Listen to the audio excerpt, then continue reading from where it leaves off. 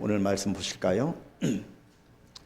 오늘 말씀은 마태복음 18장 21절로 35절 말씀. 다소 좀 긴 본문입니다. 우리가 이 말씀을 깊이 묵상하는 마음으로 마태복음 18장 21절부터 35절까지 우리 한번 같이 합독하도록 하겠습니다. 그때 베드로가 나와 이르되 주여, 형제가 내게 죄를 범하면 몇 번이나 용서하여 주리이까? 7번까지 하오리이까? 예수께서 이르시되 내게 이르노니 7번뿐 아니라 7번을 70번까지라도 할지니라. 그러므로 천국은 그 종들과 결산하려 하던 어떤 임금과 같으니 결산할 때에 10,000달란트 빚진 자 하나를 데려오매 갚을 것이 없는지라.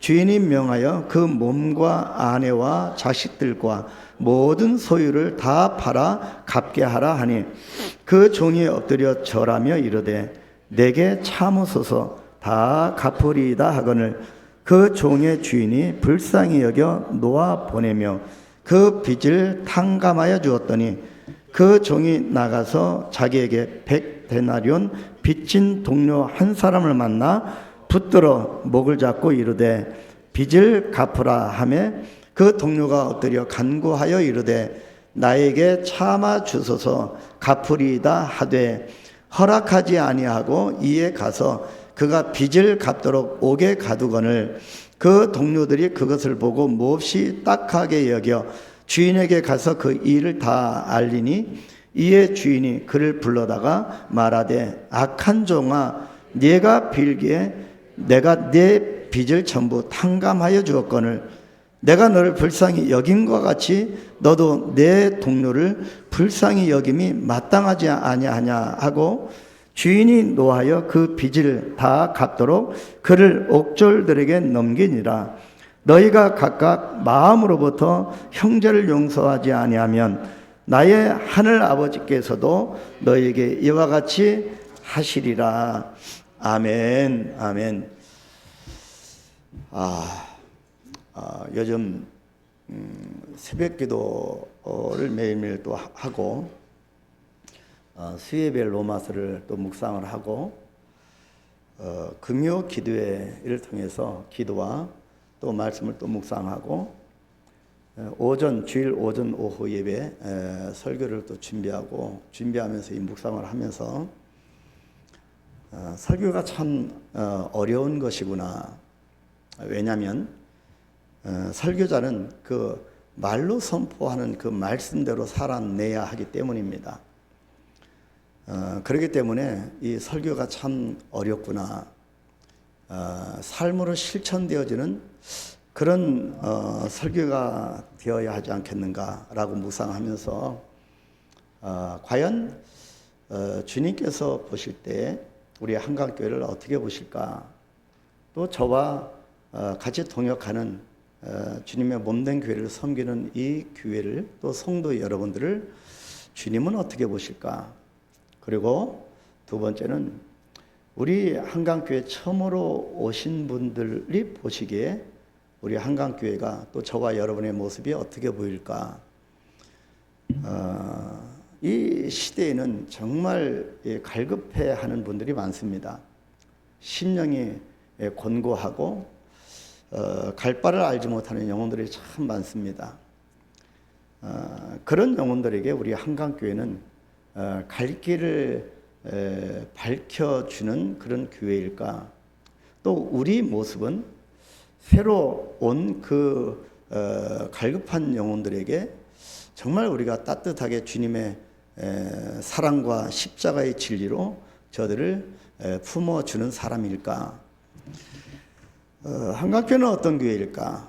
그리고 한강교회를 섬기는 저와 여러분들은 어떤 사람일까? 라고 하는 생각을 해보게 됐습니다. 그래서 우리 한강교회는 갈급한 영혼들에게 주님의 진리와 주님의 복음을 심어줘야 할 사명이 있음을 깨닫게 됩니다. 그래서 우리 눈을 더 넓히고 또 멀리 바라보면서 우리 마음의 눈을 이 온 열방을 향하여 바라보시는 주님의 눈이 되어져야 할 것이라고 묵상을 했습니다. 그래서 많은 사람들이 찾아오는 교회, 그리고 그 많은 영혼들과 더불어 주님의 이 시대를 향한 우리와 모든 우리 삶들을 통하여 명령하시는 그 사명을 수행하는 교회가 되어야 되지 않겠는가. 그래서 우리가 예수님을 내가 만들어가는 예수님의 모습이 아니라 성경에서 보여주시는 예수님의 길을 따라가는 내 자신이 그렇게 바뀌어지는 그런 사람이 되기를 원합니다. 신앙생활을 하면 할수록 자꾸 내가 예수님을 새롭게 만들어 간다는 거죠. 내가 원하는 교회, 내가 원하는 예수님의 모습, 그 모습을 멈춰야 한다는 것이 성경의 말씀입니다. 그래서 과연 하나님께서 원하시는 것이 무엇일까에 대해서 묵상을 하면서 언젠가 제가 이발소에 머리를 깎으러 간 적이 있습니다. 이 이발소에 갔더니 이발사가 저에게 이렇게 물었습니다. 목사님 같으신데 목사님이시지요? 그렇게 묻습니다. 가끔씩 밖에 나가면 저에게 그렇게 물어보는 분들이 있어요. 어디를 가나 제가 이제 목사같이 보이는 것 같아요. 그 이발사 분이 그렇게 물어보는데 제가 그렇다라고 하니까 본인의 이야기를 하기 시작했습니다. 우리 부모님은요, 교회를 여러 개 세울 정도로 열심히 특심이셨던 분이셨습니다.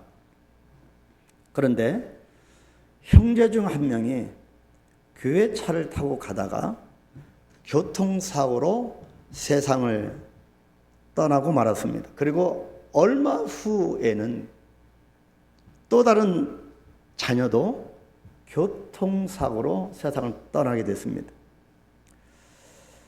우리 부모님이 하나님께 한 것이 있는데 하나님이 어떻게 우리한테 이러실 수가 있습니까?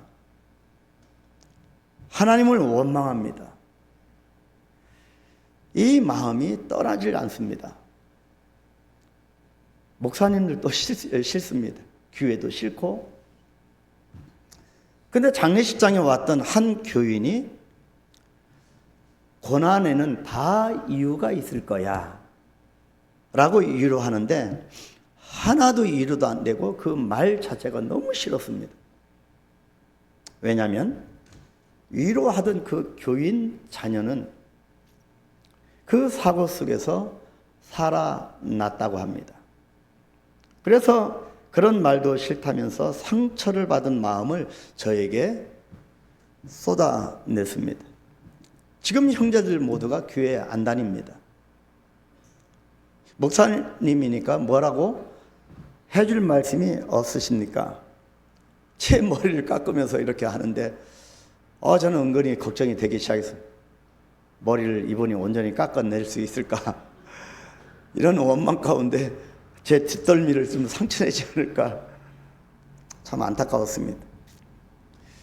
근데 그 말 앞에 저는 그날 아무 말도 할 수가 없었습니다.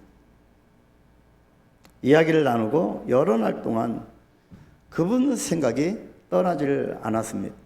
그래서 우리 교회 모습은 어떨까? 첫째, 어떤 생각이 떠나지 않았냐면, 첫째, 그분에게 일어난 일 자체가 안타까웠고, 둘째는 그 어려움 때문에 신앙마저 저버린 것이 더 안타까웠고, 셋째,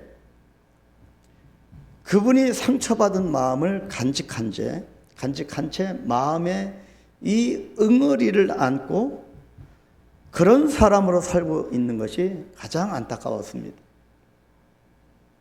그런데 이발소 주인만 그럴까요? 상처를 경험하고 거기에 멈추어 있는 분들이 얼마나 많습니까? 그래서 올해 사순절 기간 동안은 용서 시리즈를 묵상하면서 그렇게 설교를 준비하고 있는 겁니다. 그런 분들의 공통된 고백은 이렇습니다. 하나님 살아 계신 건 맞아? 진짜 하나님이 살아 계셔? 그렇다면 어떻게 나에게 이런 고통을 주시는가? 그런데 여러분 생각해 보십시오. 신앙을 갖는 것은 항상 좋은 일, 기쁜 일만 보장해 주는 것일까요? 신앙을 가지면 항상 물질로 채워주시고 건강을 허락하시고 그럴까요? 고통 없는 인생이 되고 교회에 다니면 좋은 일만 생기고 내가 원하는 대로 다 되는 것, 이것이 신앙생활일까요? 그런데 성경이 말씀하려고 하는 것과 성경에 기록된 사람들의 모습은 무엇일까요? 우리가 성경을 올바르게 바라보아야 할 관점이 바로 이 부분입니다. 오히려 신앙이란 험한 일이 많이 일어나는 우리 인생 가운데서 하나님과 함께 걷는 그런 사람이 되는 것이라고 할 수가 있겠습니다. 어떤 상황 가운데서도 하나님과 함께 동행하고 함께 걷는 겁니다. 그래서 오늘 본문 말씀은 예수님께서 베드로와의 대화를 통해서 우리에게 주시는 메시지가 있습니다. 그것이 용서의 복음입니다. 지난 시간 우리는 요셉의 복음에 대해서 살펴보았습니다.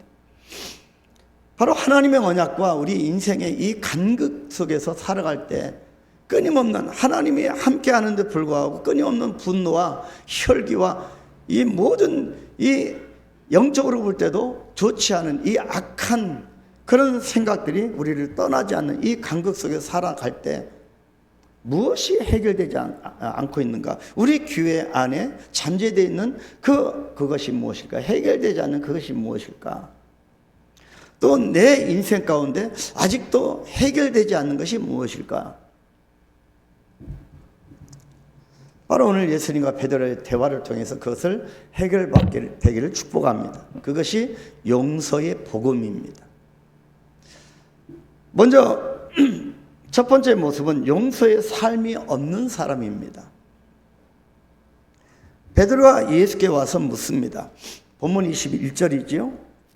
주여, 형제가 내게 죄를 범하면 몇 번이나 용서하여 주리이까? 7번까지 하오리까? 예수님 당시의 랍비들은요 3번까지 용서를 가르쳤습니다. 그것이 율법이었습니다. 그래서 베드로가 7번까지 할까요? 라고 질문을 했을 때 베드로는 예수님의 칭찬을 기대했을 것입니다. 랍비들은 3번 용서를 강조하는데 7번까지니 내가 대단하지 않습니까? 기대했을 겁니다. 그런데 주님의 대답은 전혀 달랐습니다. 그것이 본문 22절.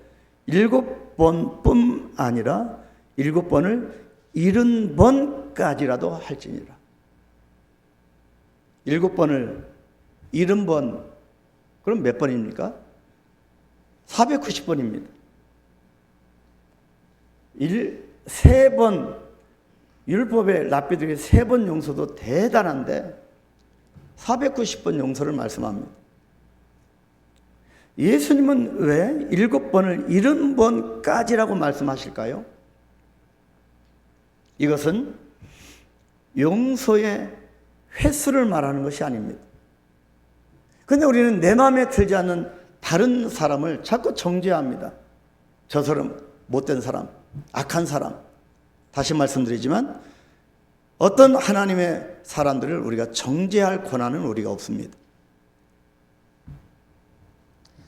지금 예수님은 용서의 횟수를 말하는 것이 아닙니다. 우리는 자꾸 횟수를 강조합니다. 유대교 랍비들이 용서의 횟수에 매달릴 때 예수님은 용서의 횟수보다 더 중요한 것이 있다고 말씀하시는 것입니다. 지금 예수님이 말씀하시려고 하는 것은 용서의 삶이 없는 사람에 대해서 말씀하려고 하시는 겁니다. 용서의 삶이 없는 사람, 용서하지 못하는 삶을 살고 있는 사람들이 실제적으로 너무나 많습니다. 이것은 예수님을 믿는 그 연수와 상관없습니다. 또 직분과도 상관없습니다.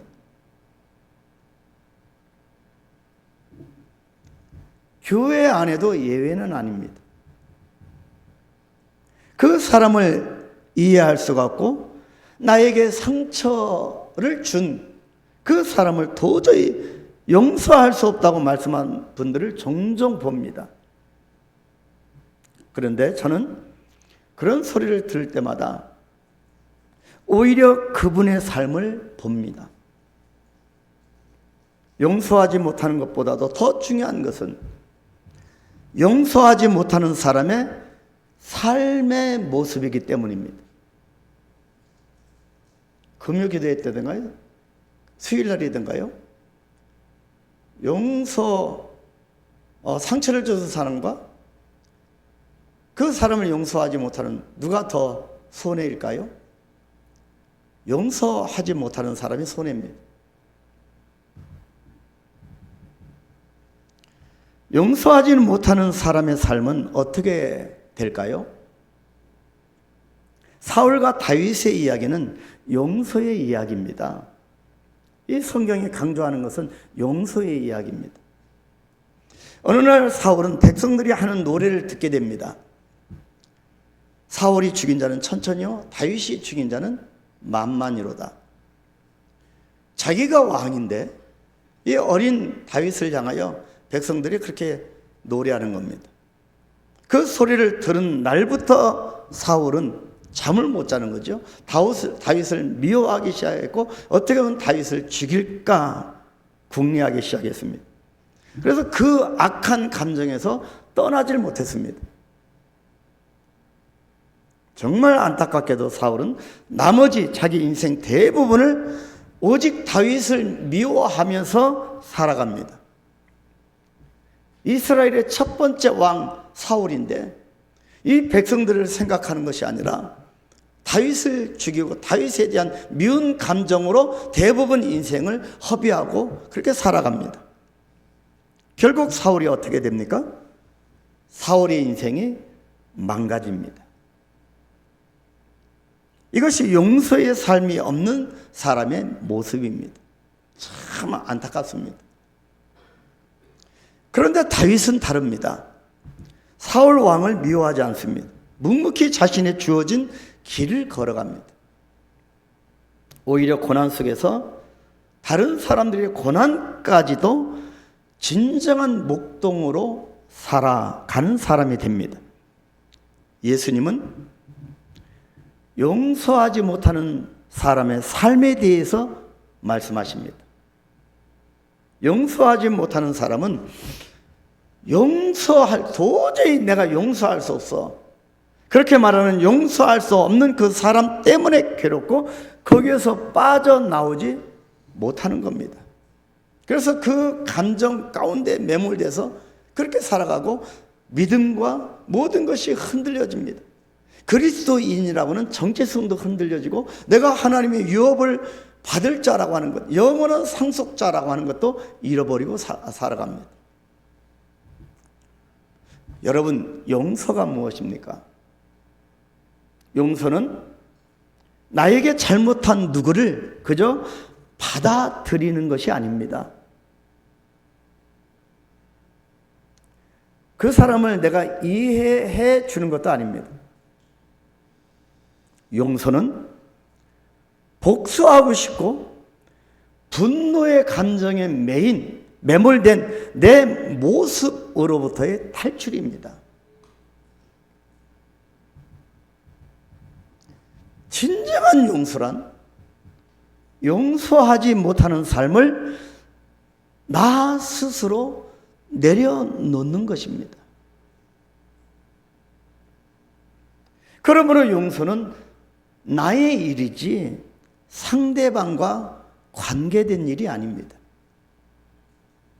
그러나 자꾸 우리는 용서의 개념을 나와 상대방의 관계에서만 바라봅니다. 그러니까 번번이 실패합니다.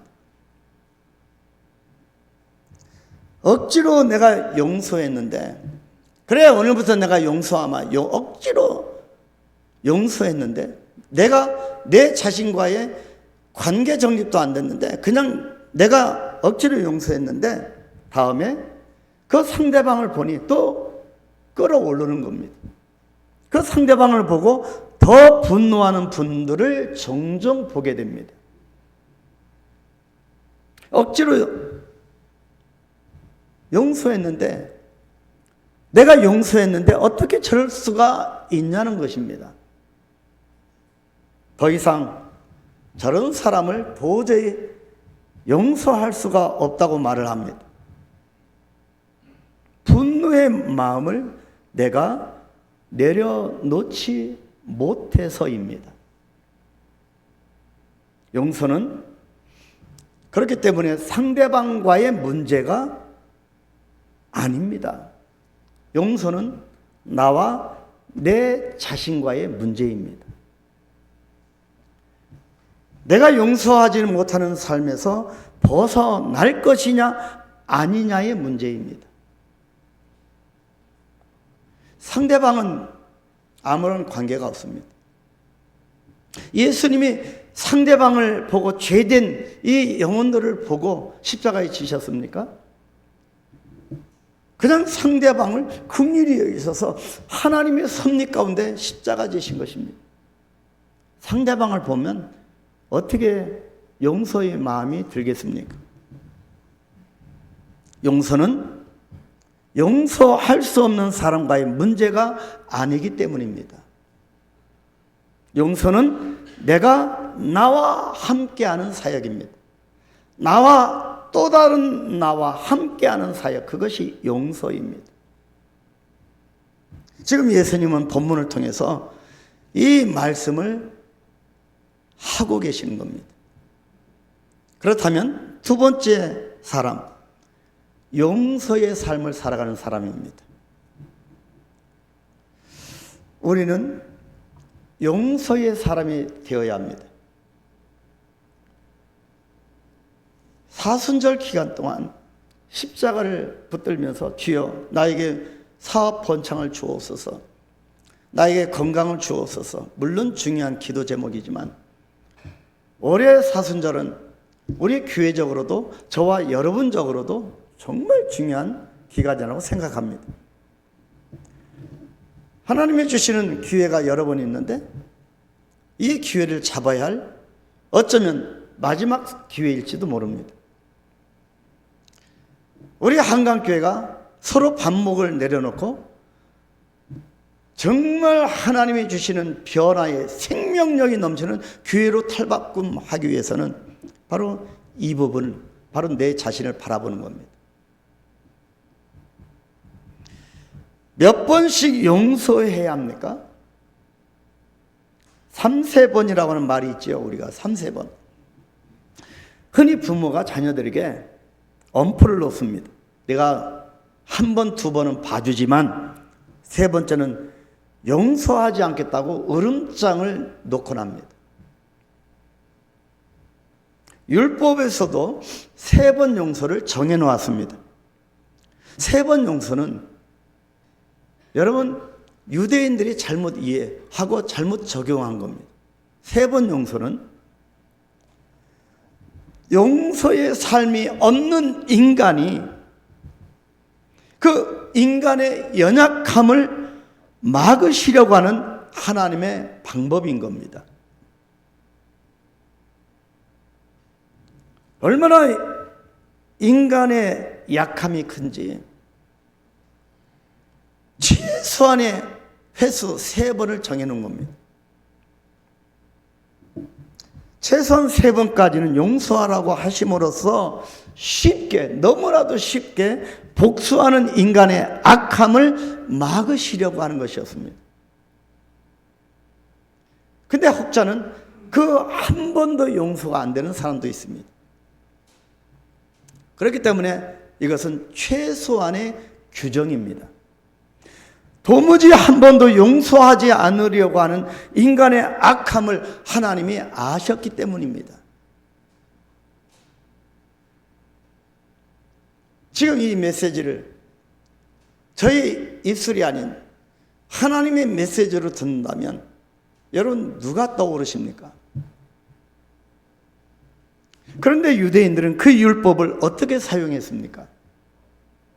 3번까지 용서하고 나면 복수를 할 수 있다고 생각한 겁니다. 그래서 3번까지는 억지로 참는 겁니다. 그래서 3번까지는 참지만 그 후에는 철저하게 복수하곤 했던 것입니다. 복수를 하고서도 율법을 따라 정당하게 복수했다고 생각한 것이지요. 율법의 원래 의도는 그것이 아닌데도 말입니다. 그래서 우리도 자꾸 예수님의 모습을 내 자신이 만들어가는 겁니다. 예수님은 나에게 이런 예수님이 되어야지. 자꾸 내가 예수님을 새로 만들어가는 겁니다. 그거 아니지 않습니까? 율법의 의도는 그것이 아닙니다. 3번만 참고 복수를 하라고 하는 것이 아니라 너의 복수를 유보하라고 하는 뜻입니다. 언제까지요? 7번씩 70번, 490번. 여러분, 사람이 490번까지 용서하는 것은 횟수가 중요한 것이 아니라 그 정도의 영적인 영역을 말씀하는 겁니다. 너의 복수를 유보하라. 왜요? 악으로 악을 갚지 말라는 말씀이기 때문입니다. 자꾸 우리는 자꾸 복수합니다. 자꾸 갚으려고 합니다. 무엇이 잘못일까? 내가 예배도 잘 드리고 봉사도 잘하는 것 같은데 왜 나에게 이런 기쁨이 없을까? 영적 기쁨도 없고 왜 없을까? 왜 해피하지 못할까? 내가 자꾸 복수하기 때문입니다. 하나님의 진노하심에 맡기라고 성경은 말씀하는데 선으로 악을 이기라고 하는데 그렇지 못하는 나의 모습입니다. 하나님은 복수하는 삶에서 용서하는 삶으로 우리를 부르시는데 사람들은 그 법조차 철저한 복수의 법으로 이용했던 것입니다. 저와 여러분은 어떻습니까? 내가 교회 다니니까 참는다. 그래봐도 내가 예수 믿는 사람이니까 참겠다. 오늘이 주일인 것을 다행으로 알아라. 너 그래봐라. 언젠간 한 번만 걸려봐라. 이런 마음으로 사는 것이 용서일까요? 이것은요, 복수를 준비하는 마음입니다. 언제든지 상황이 달라지면 복수하려고 하는 사람입니다. 그래서 자꾸 저 사람이 잘못됐으면 좋겠고 하나님의 저주를 받았으면 좋겠고 전혀 복음과의 상관이 없는 나로부터 이어진 악감정입니다. 이것이 베드로가 말하는 7번입니다. 베드로가 말하는 7번까지 하리까 이것은요 우리의 교만한 마음이 표출된 겁니다. 7번 정도 용서했으면 충분하지요? 라고 하는 질문입니다. 이 정도 했으니 되었겠지요. 내가 랍비들보다 훨씬 더 낫지요. 라고 하는 교만이고 내 최선이고 내 한계입니다. 내가 이 정도로 했으니 주님 괜찮지요? 내 교만인 거, 내 최선인 거죠. 내 한계입니다. 3번이나 7번이나 다를 것이 무엇 있겠습니까? 이것은 용서가 아닙니다. 그래서 예수님은 이 랍비들의 말과 베드로의 말을 뒤집으십니다. 그것이 22절, 7번뿐 아니라 7번을 70번까지라도 할지니라. 7번을 70번까지라도 용서하라. 무한대의 용서를 말씀하시는 것일까요? 무조건 참고 무조건 그런 말씀일까요? 7번 가지고는 부족하니 490번 용서하라고 하는 것입니까? 아닙니다. 지금 예수님은 용서하는 사람에 대해서 말씀하고 계시는 겁니다. 이것은 예수님께서 이 땅에 오신 목적을 알리는 말씀입니다. 예수님이 왜 이 땅에 오셔서 십자가 지셨는지를 그 목적을 알려주시는 말씀입니다. 용서하지 못하고 원수 맺는 사람들을 향해서 지금 용서를 알려주고 계십니다. 용서는 구원이라는 것입니다. 용서는 구원입니다. 용서는 구원받은 표시입니다. 십자가에서 예수님의 용서는 우리의 구원으로 나타났습니다. 어떤 사람이 구원받았다, 받지 않았다는 어떤 것으로 아느냐면, 어떤 것으로 알 수 있냐면, 그 사람이 구원받았다, 구원받지 않았다를 어떻게 알 수가 있냐면, 용서라고 하는 저울로 알게 됩니다. 그래서 우리는 변명하고 그 위기를 모면하려고 그렇게 하기도 합니다. 예수님의 십자가 죽으심은 사순절기에 십자가를 향하신 그 거룩한 발걸음은, 십자가에서 죽으심은 그것이 용서였습니다. 그 십자가의 죽으심으로 저와 여러분이 구원받은 겁니다. 그래서 용서는 구원입니다. 용서가 있는 사람은 구원받은 사람입니다. 전혀 용서의 삶이 없는 사람은 구원받지 못한 사람입니다. 아무리 그가 교회 봉사를 많이 하고 아무리 교회 생활을 열심히 해도 용서가 없는 사람은 십자가의 구원이 없는 사람입니다. 구원이란 용서가 없는 삶에서 용서가 있는 삶으로 변화를 받는 것입니다. 예수님이 주시려고 하는 구원은 용서하지 못하는 어두운 삶 내에서 용서하는 빛된 삶으로 옮겨지는 것입니다.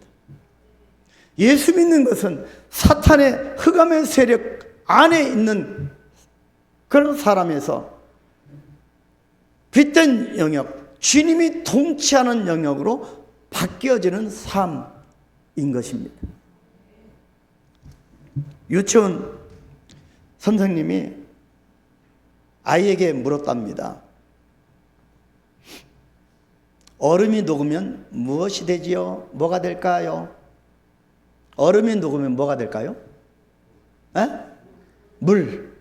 예. 여러분은 유치원 아이의 수준입니다. 그래서 이 유치원 선생님도 물이요라고 하는 대답을 생각했습니다. 근데요, 한 유치원생이 뭐라고 대답을 하냐면, 이 얼음이 녹으면 봄이 와요. 이해되십니까? 이제 겨울이 지나고 지금 얼음이 녹잖아요. 봄이 옵니다. 여러분, 내 심령에 용서가 녹아야 신앙생활에 봄이 옵니다. 나의 인생에 봄이 옵니다. 용서하지 못하는 감정을, 분노를 내 심령에 간직하고 있는 순간에는 우리 신앙생활 인생에 봄이 올 수가 없습니다. 그래서 용서가 무엇이냐? 예수님을 깊이 만나는 길입니다. 세 번째가 예수님을 깊이 만나는 길. 방송실 세 번째 대지 띄워주세요. 예수님을 깊이 만나는 길. 근데 우리는 용서할 수 있는 사람들입니까? 나는 지금 용서하는 사람일까요? 스스로 생각해 보십시오. 그것이 문제입니다. 우리에게는 용서할 수 있는 능력이 없다는 것이 문제입니다. 나는 나를 바꿀 수 없는 존재입니다. 용서할 수 있는 능력도 나에게 없다는 것이 문제입니다. 그래서 오늘 본문 말씀에는 1만 달란트 빚진 자 예화가 나옵니다. 어떤 임금이 말합니다. 25절. 갚을 것이 없는 사람을 붙들어서 주인이 명령합니다. 그 몸과 아내와 자식들과 모든 소유를 다 팔아 갚게 하라. 그러자 갚을 것이 없는 빚진 자가 1만 달란트 어마어마한 액수를 빚진 자가 엎드려 절하며 간청합니다. 26절. 내게 참으소서 다 갚으리이다. 그런데 갚을 것이 없는 이 사람의 형편을 불쌍히 여긴 주인이 그 빚을 다 탕감해 줍니다. 이것이 은혜입니다.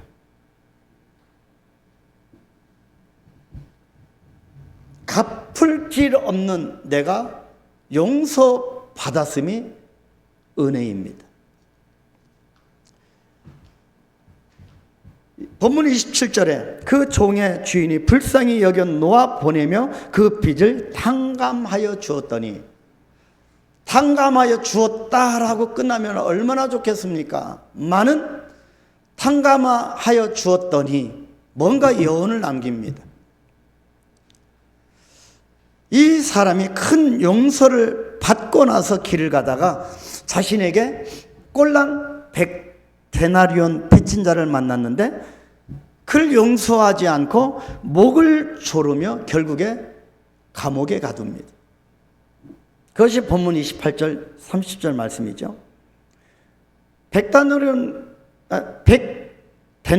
빚진 자가, 달란트도 아니고 데나리온 빚진 자가 간청을 합니다. 엎드려 간구합니다. 참아주소서, 갚겠습니다. 근데 허락하지 않고 빚을 갚도록 옥에 가둬버립니다. 왕이 이 소식을 듣고서 다시 그를 가두고 맙니다. 왜 너는 빚을 전부 탕감하여 주었는데 내가 너를 불쌍히 여긴 것 같이 내 동료를 불쌍히 여기는 것이 마땅한데 그렇지 않았느냐. 이 말씀을 보면서 용서가 무엇일까? 용서는 은혜의 순환입니다. 내가 주님 앞에 받은 감당키 어려운 이 죄값을 주님의 십자가에서 대신 용서해 주신 이 은혜를 주셨는데, 우리도 이 은혜의 순환, 왕에게 빚을 탕감받은 이 사람이 이 은혜 받은 것을 또 다른 사람에게 은혜를 순환시켜야 되는데 은혜를 멈춰버린 겁니다. 이것이 가장 큰 죄입니다. 내가 받은 은혜를, 내가 받은 것들을 또 다른 사람에게 흘려보내는 것,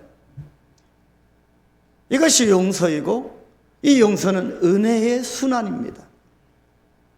우리 한강교회 누구로부터, 어디서부터 이 은혜의 순환이 멈추고 있을까?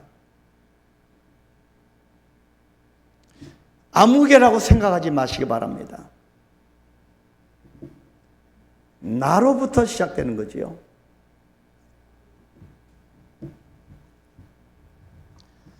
예수님이 우리에게 베푸신 용서의 은혜를 따라가는 것이 용서의 삶입니다. 주님은 나와 같은 사람을 위해서 십자가 지신 그 은혜를 주신 그대로 용서의 은혜를 따라가는 것이 용서의 삶입니다. 나는 내 스스로 용서의 능력이 없기 때문에 예수님의 십자가를 따라가는 겁니다.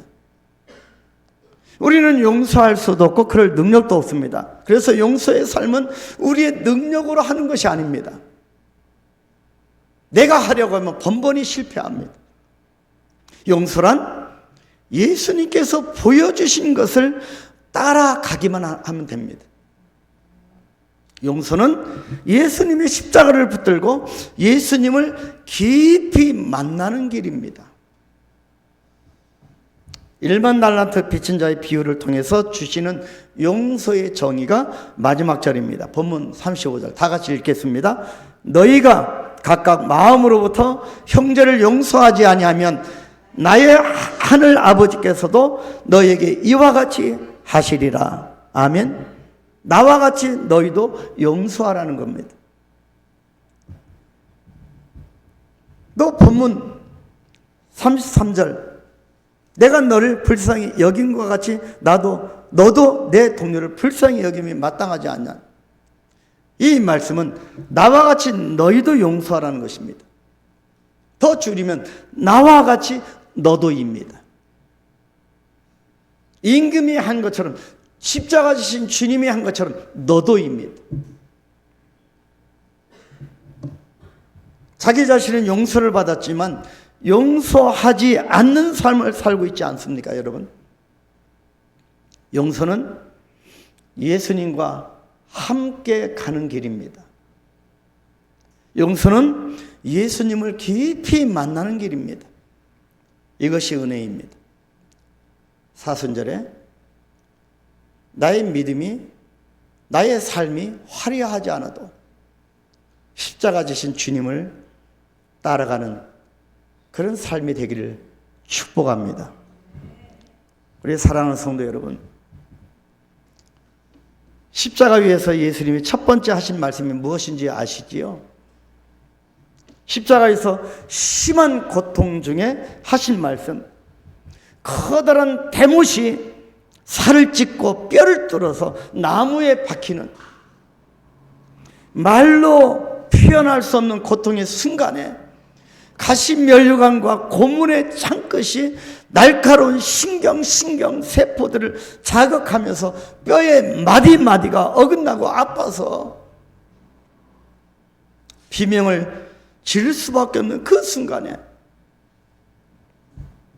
더구나 로마의 병정들이 침을 뱉으며 비웃는 그 순간에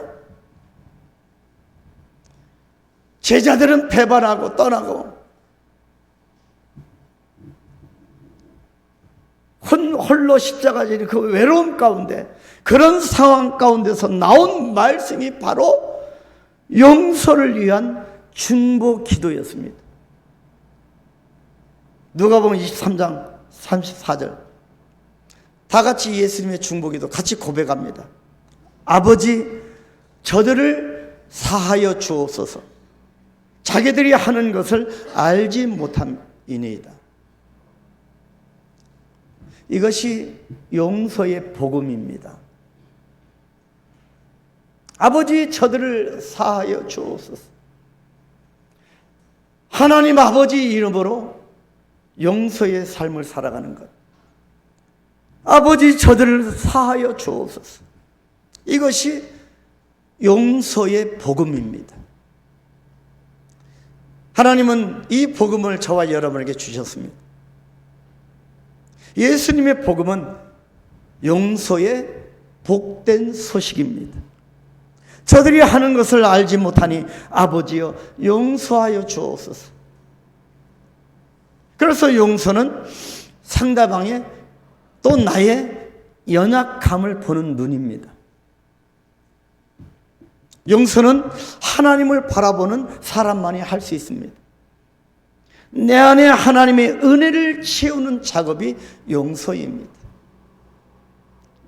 용서는 예수님과 함께 가는 길입니다. 주님 오실 때까지, 천국에 들어갈 때까지 함께 하는 것, 그것이 용서입니다. 용서는 예수님을 깊이 만나는 길입니다. 용서의 삶이 없는 사람에서 용서의 삶을 살아가는 사람으로 변화시키시는 주님의 은혜가 저와 여러분에게 충만히 임하시기를 간절히 축원합니다. 하나님